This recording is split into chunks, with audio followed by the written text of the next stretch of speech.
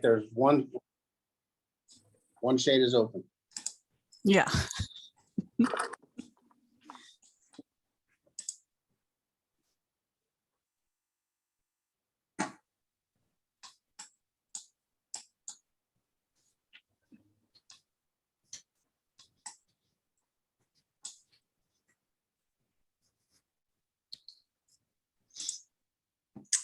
All right, well, it's a little bit after 6. We're just getting started right now. I just want to say hello to everybody who is joining us. And if you're joining us on our Zoom link, please go ahead and put any questions and comments into the chat, and we will go ahead and answer those questions from there.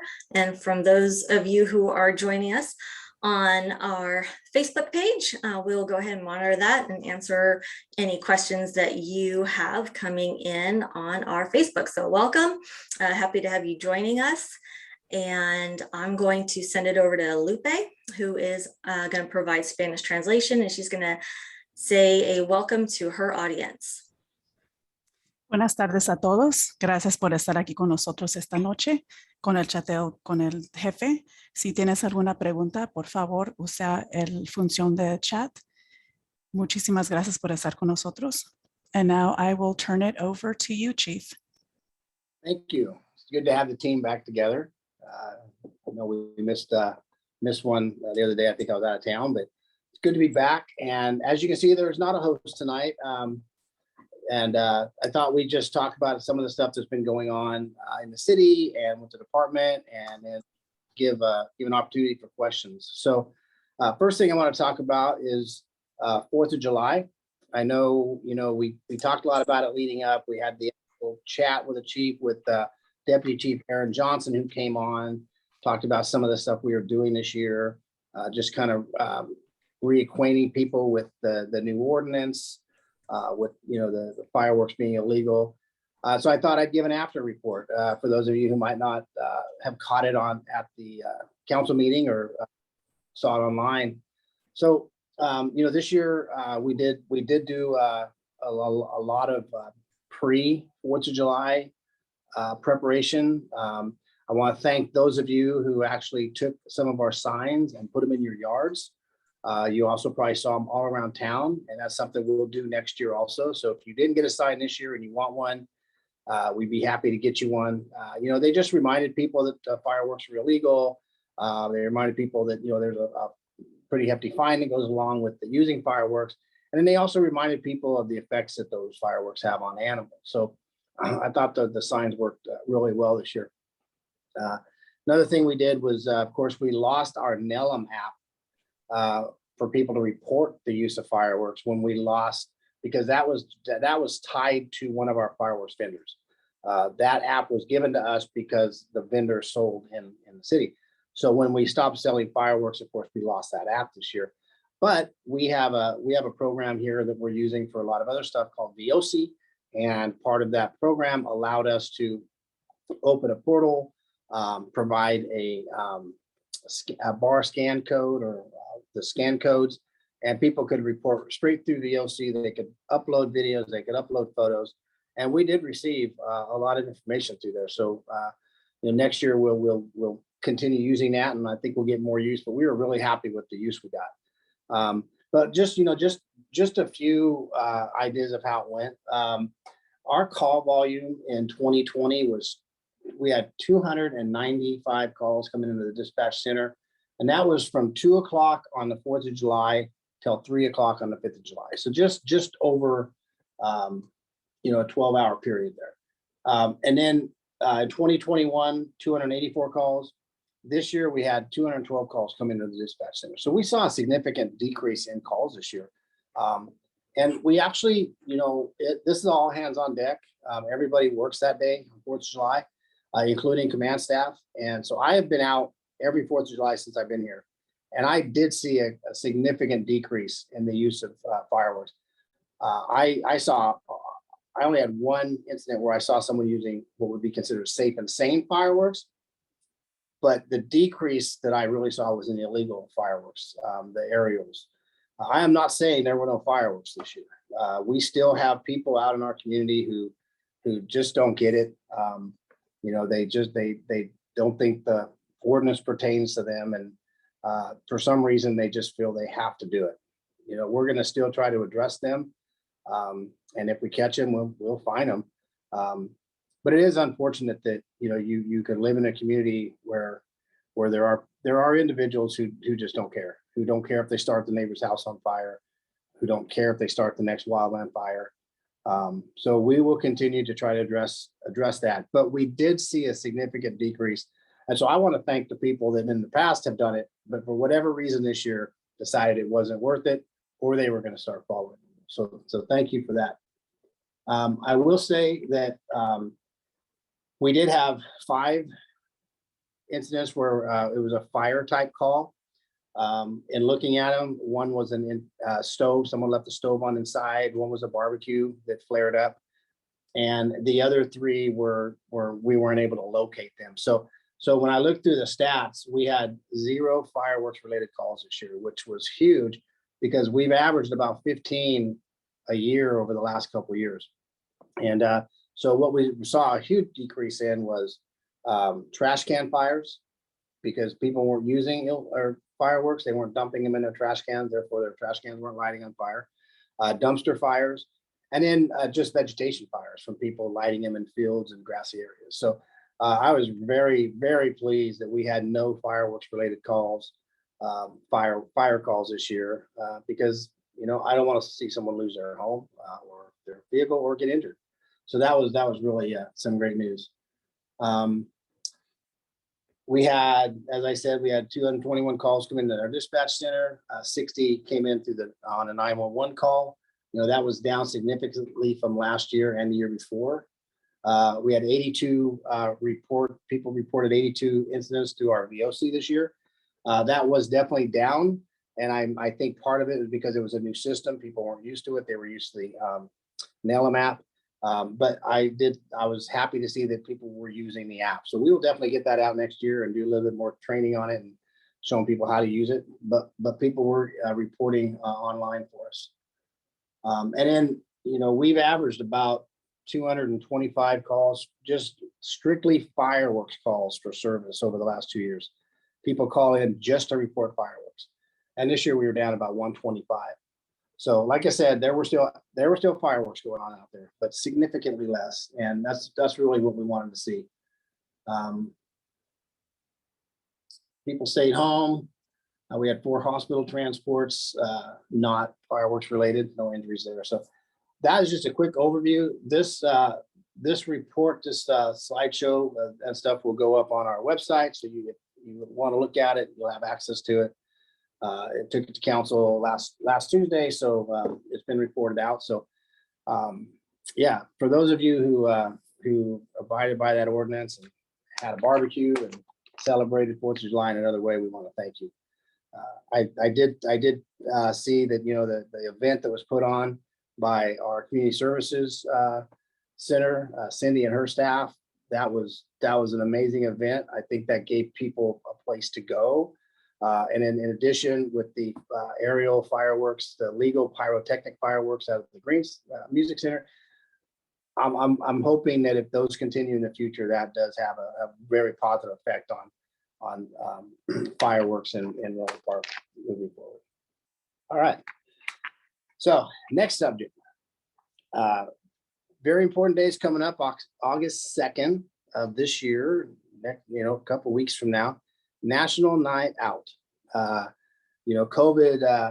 kind of put a quick hard stop on that the last 2 years, because National Night Out is about meeting your neighbors and getting to know each other and getting together. And of course, we weren't able to do that. But we are bringing it back this year. There will be an event out in front of Public Safety Main at 500 City Center Drive. There are going to be some police agencies there, police cars, fire trucks, and engines. There'll be some games for the kids. I went down earlier and confirmed there will be food. We just haven't figured out exactly what that looks like yet. So I don't know if it's going to be public safety officers cooking hot dogs or food trucks or what, but we are still working on the food aspect. But we encourage you to celebrate National Night Out. So National Night Out is National Night Out is an event that occurs once a year, always the first Tuesday in August. And it really is to celebrate Town Watch, or what people know now as Neighborhood Watch.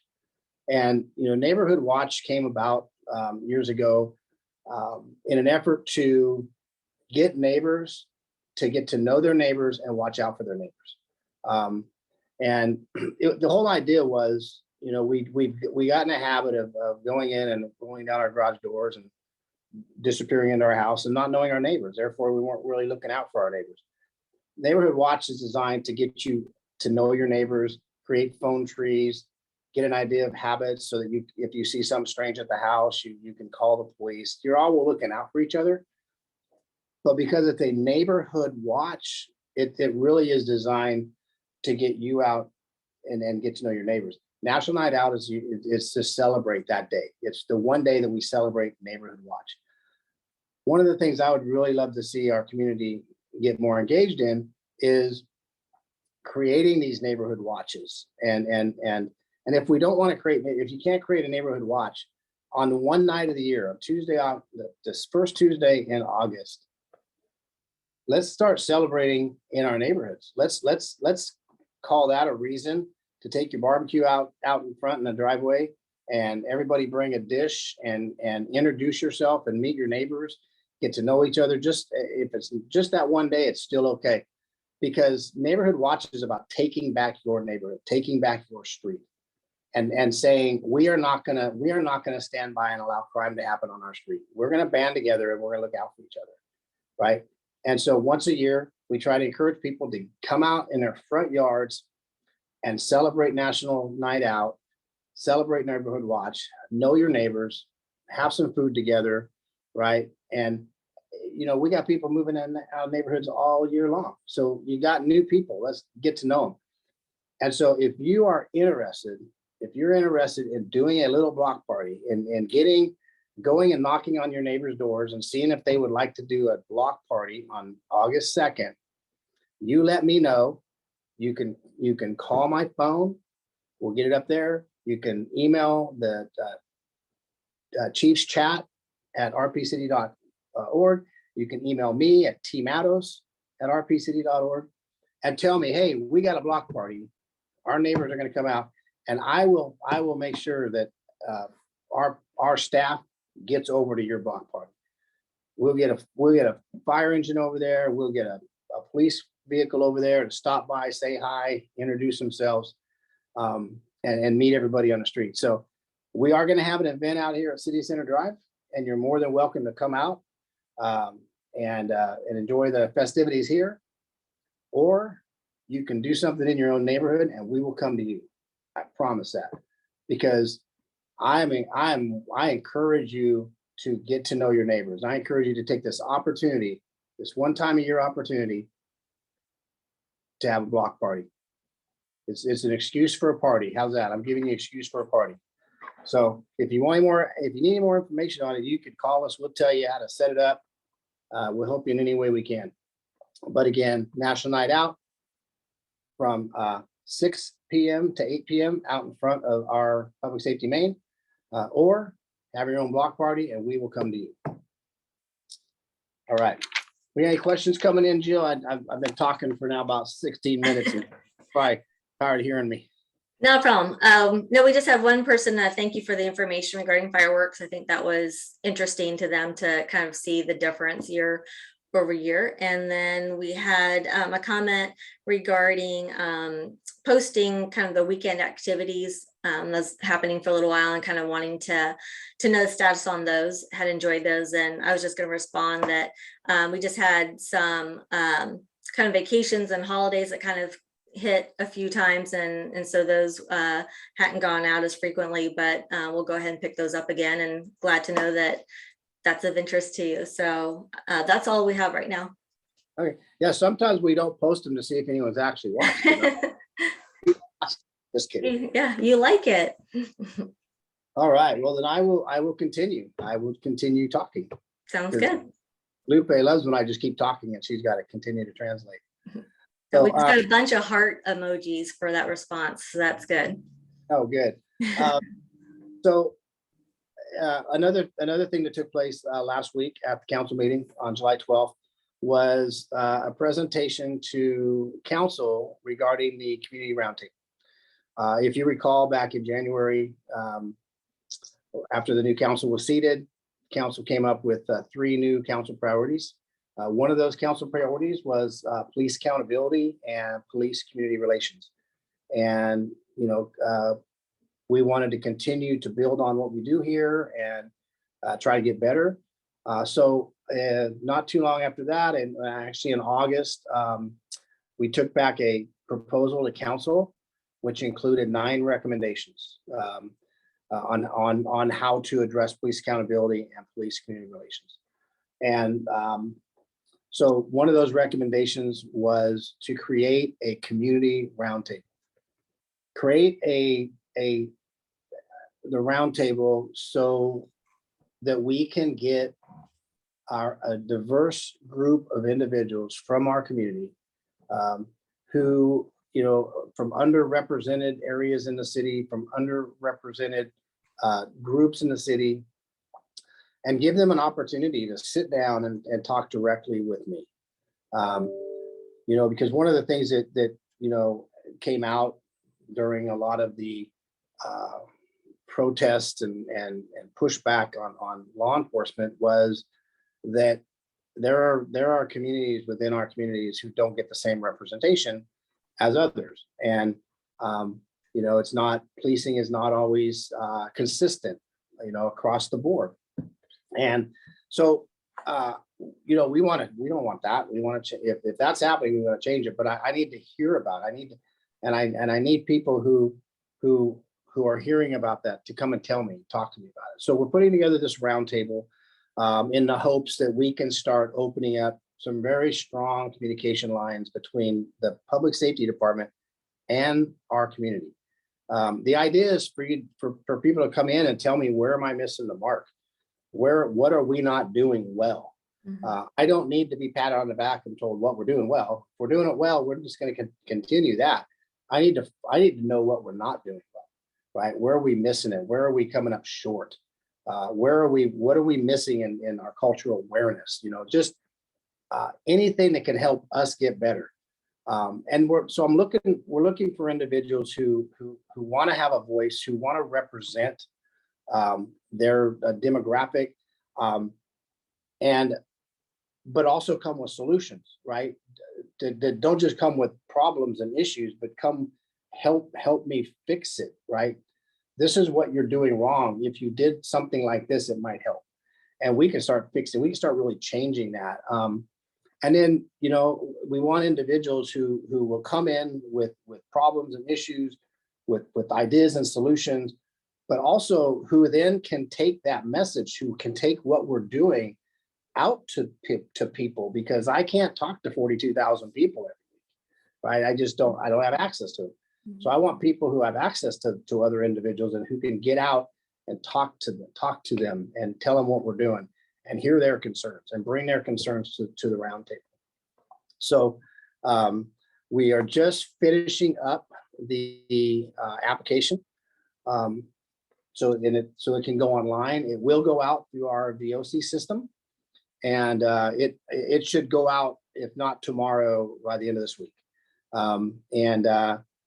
If you watch the presentation to council, there were a couple things that we really wanted to suggest for council to think about as when we were forming this roundtable. One, that I should not select the people on this roundtable. The city manager should not select the people on this roundtable, and the council probably shouldn't select the members of this roundtable. Because we want it to be a true representation of the community and our different diverse groups in the community. And we didn't want to look like I was handpicking a group of people to come in and tell me what I wanted to hear. So we've got some ideas where we've come up with to have a selection process that's very fair, very impartial, and that I'm not involved in. And I cannot wait. I cannot wait to meet this group that's selected. And then the other point that we wanted to have council weigh in on is Because anytime you get 12, 14, 16 people around the table and they all have issues and stuff they want to get out, sometimes they just go round and round in circles, and you're not getting a lot done, right? And so we thought maybe we should look at maybe bringing in an outside facilitator, someone who specializes in kind of keeping people on track, tracking the issues, focusing on where we're going.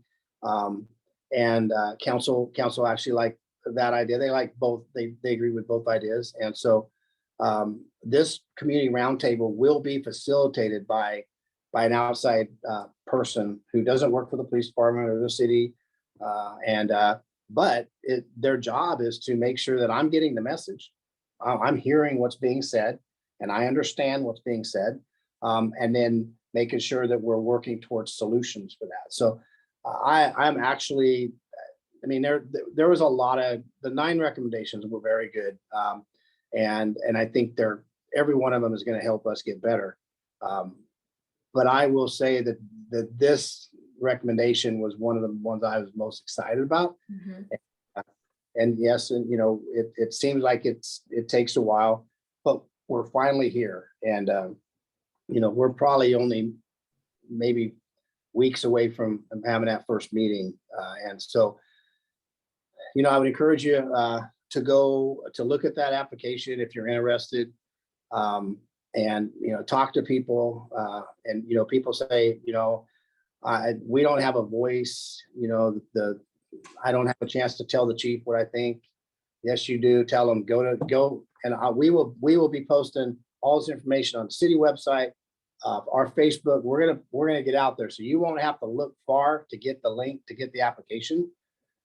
But encourage people. I'm going to be encouraging people, so you can help me get that word out, letting people know, what we're doing. Like I said, it's exciting, the thought that we can have a forum where our citizens can come in and tell me give me a grade, and then tell me what I'm doing wrong to earn that grade, and then help me get a better grade. So It's a great opportunity. It really gives the community the chance for them to participate in a very unique way. Yeah, it does. It's so exciting to think that we're so close to Mhm. getting. And the only thing is that we still want to be careful because of COVID and stuff. So we would probably hold these up in our training room. But I was really looking forward to holding them in my big conference room, because there's literally a large round table. Mhm. That's Very big chairs. Yeah, big chairs, community round table. So don't be confused if you come in and you're a member of the round table and you're sitting at a square table. So, but we'll figure something out. And then we also had a very successful civilian academy a short time ago. We had a lot of interest. We had a lot of positive feedback with the academy. So we will be putting another academy on soon. So keep an eye out. Of course, we'll push the information out, but you can always drop me an email if you're like wondering what's going on, and I'll try to let you know when it's going to come so you don't miss it. And then, of course, we are trying to get a CERT program, a community emergency response team program going. We've got kind of everything we need to do it. We're actually just short on people. I had a lot of people ask me during these chats and others, are we ever going to get a CERT team? So we're ready to go. And maybe it's summertime, people are just busy. So we'll continue to push that out there. But as soon as we can get our numbers up in people applying, we'll be doing that. And how do people apply? What's the process for that? So there is an online thing. Go on a public safety website, and online they can call the front counter. And we'll send them out an invitation or an application, or they can Lieutenant Jeff Nix. That's JNICKS @rpcity.org is going to be running that program, and he's putting it on. You can send him an email directly, and he will get back to you and let you and walk you through the steps.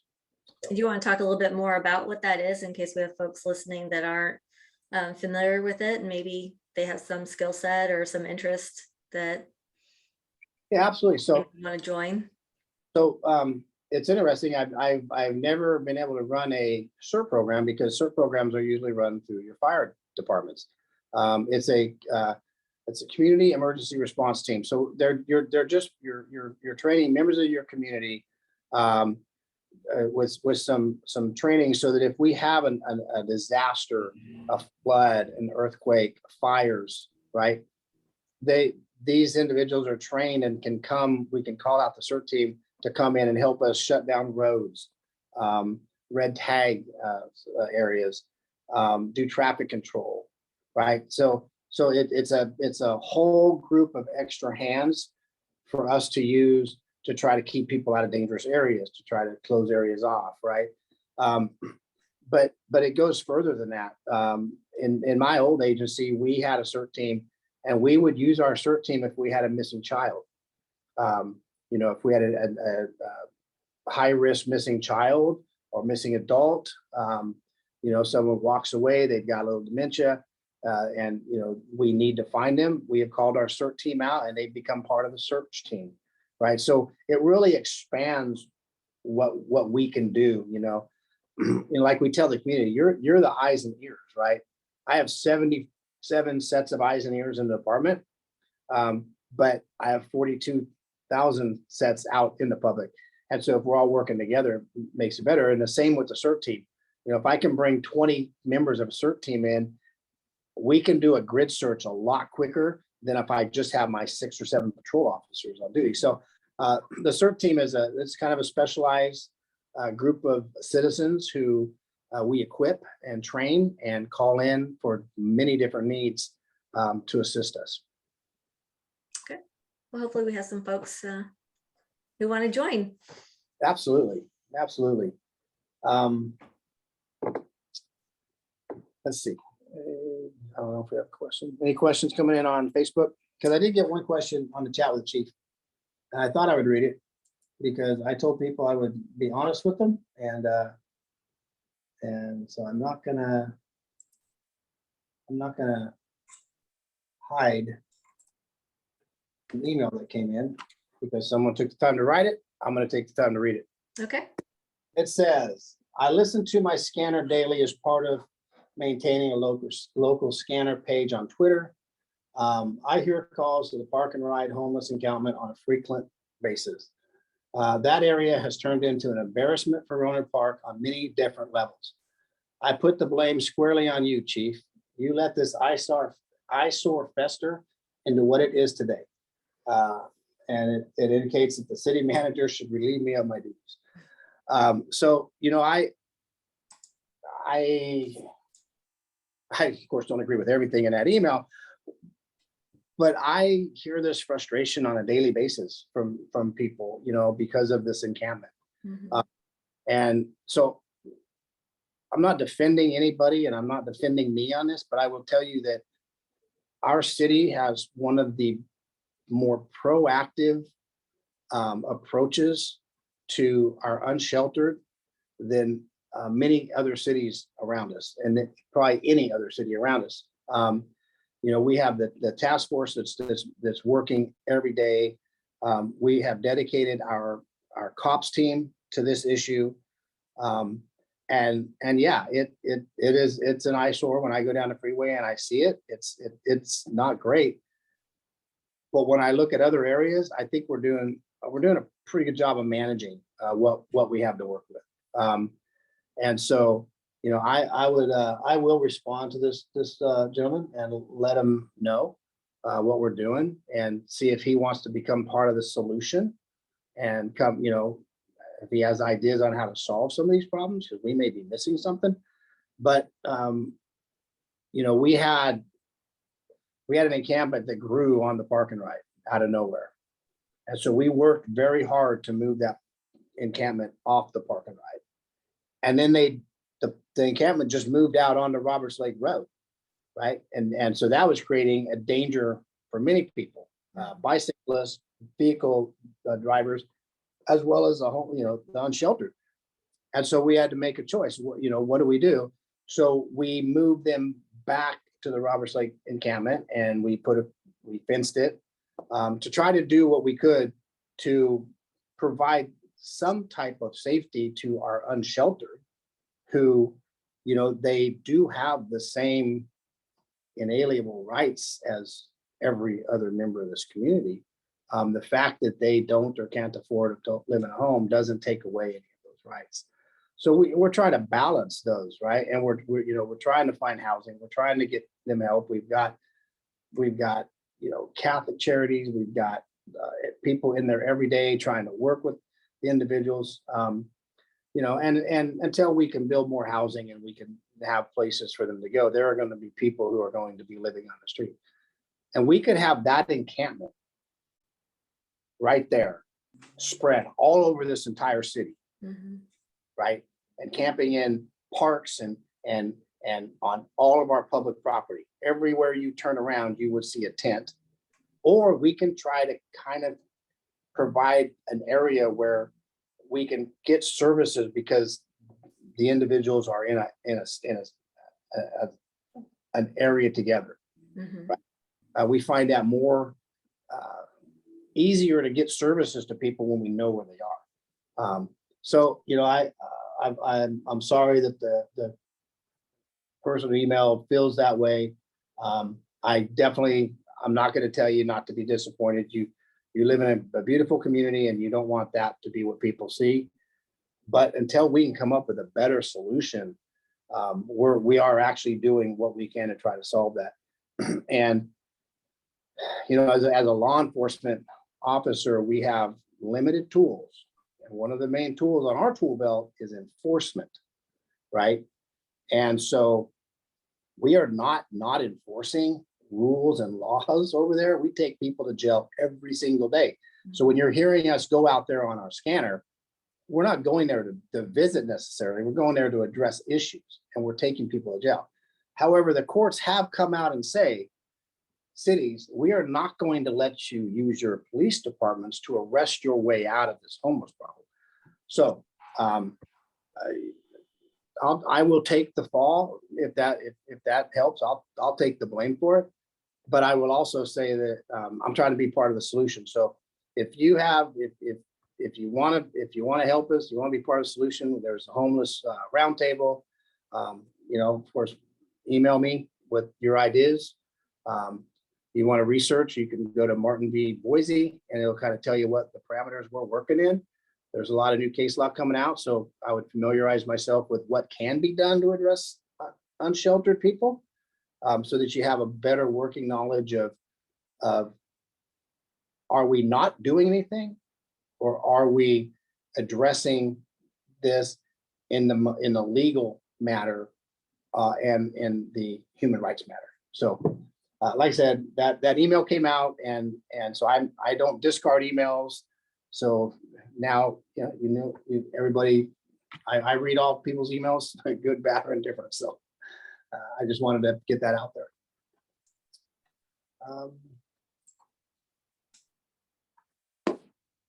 So there was a question a while back, and in fact, my city manager actually asked me too about helicopters, and when we get helicopters flying over our city, and because when we get one, a lot of people will call in, or they'll call a council member and say, "What happened? There's a helicopter over our city."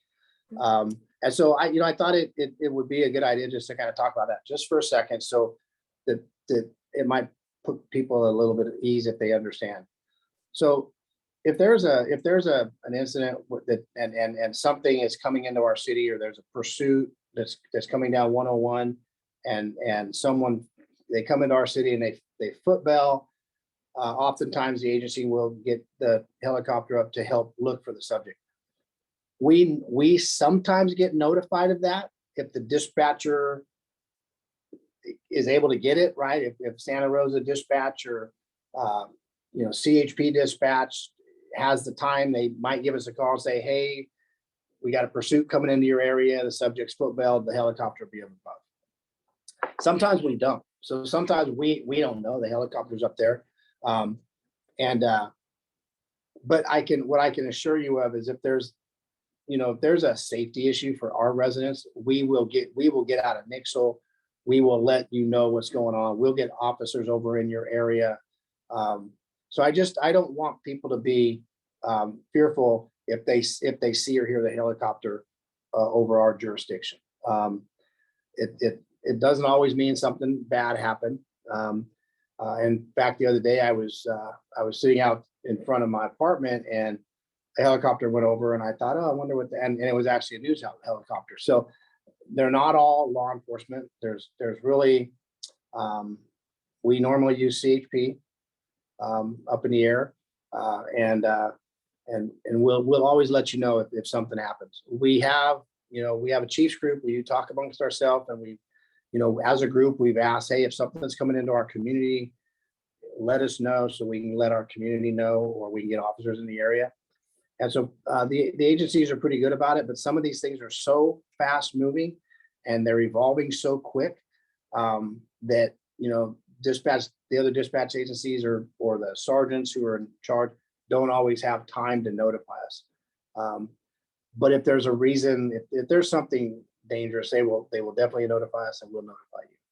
I did want to get that out there because since I got that question and the city manager, I've talked about it. Maybe I'm just more aware, and I'm hearing helicopters, and I'm kind of curious. But I look up and it hasn't been a police helicopter yet, but they do come in, and we call them ourselves sometimes. Mm-hmm. And we'll usually put out, if we call them, we'll usually put out a nixle, say, hey, stay out of this area, police activity. And if it's an area, if it's something that we need, we will get officers into your door and let you know what's going on. If not, we've got it. Then we've got it handled, and there's no danger to you. I hope that answers questions that did come in and answers questions that you didn't know you had. So, yeah. No, that's good information. Yeah. Let's see. So we recently had a retirement. One of our deputy chiefs retired, mm-hmm. And that's part of the command staff. And as you know, not too long, just before I got here, in fact, the day that I was in getting council approval to hire me was on the same agenda was the new structure for public safety, which went from a director, 3 commanders, and 12 sergeants to a director, 2 deputy chiefs, 4 lieutenants, and 12 sergeants. So big structural change, right? And one of those 2 deputy chiefs that was promoted just after I got here retired and is now living his best life in retirement. And we wish him the best, but we were without that position for a little while. And so we ran a process. And so we do have a new deputy chief coming on board.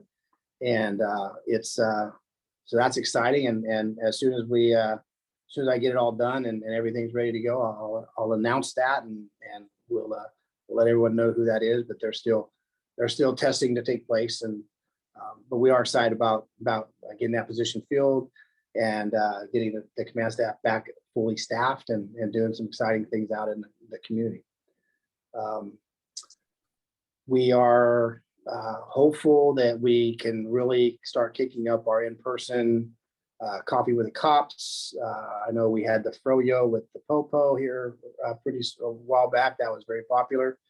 I've got a company who would love to do a pizza with public safety. Oh, fun. That's something that we're going to try to put together. And I don't want to move away from the chats, but I do want to add another layer of us getting back out in the community. I know we've missed that. We actually have, are bringing on a community engagement coordinator who will be responsible for helping me to get these events going and come up with new events. And because I will tell you, I'm not a party planner. That is not my forte. And so, you've been doing pretty well so far.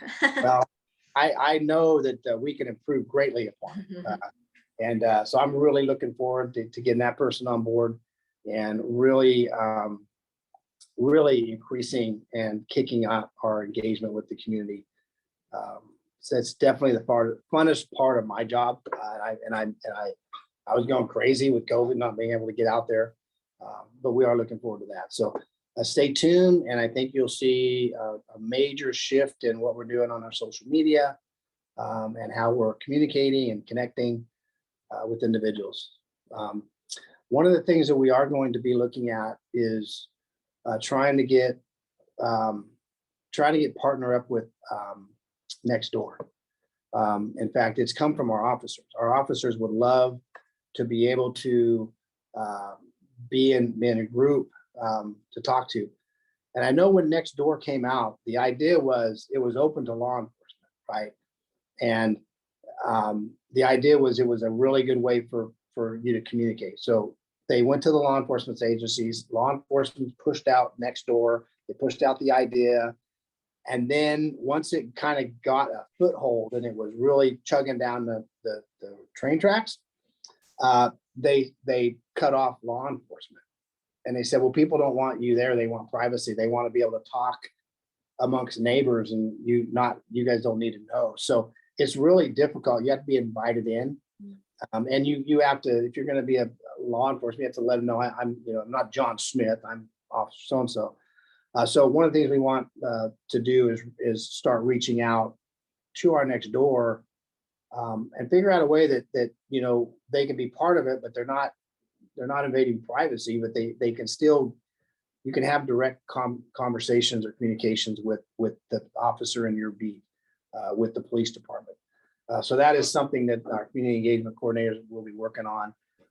So if you have a Nextdoor group out there and right now, and you would be okay with having us join so that you had the ability to talk directly to your officer, your beat officer, just drop me an email at chiefschat@rpcity.org or tmattos, TMATTOS @rpcity.org. And we can start trying to facilitate that now, because I think, there's a lot. I've seen some of the chats that go on in my neighborhood. It's like I don't need to know that. But there's also a lot of really good information that goes on. People see strangers in the neighborhood, strange cars, right? And a lot of this stuff is going on Nextdoor. They're talking to their neighbors about it, but we are never getting notified, right? No one's calling us, and it's because people think that we're monitoring it. They really think that we're watching it. We don't have access to it. So I just want to get that out there. If you want your beat officer to be part of that, we can start trying to facilitate that.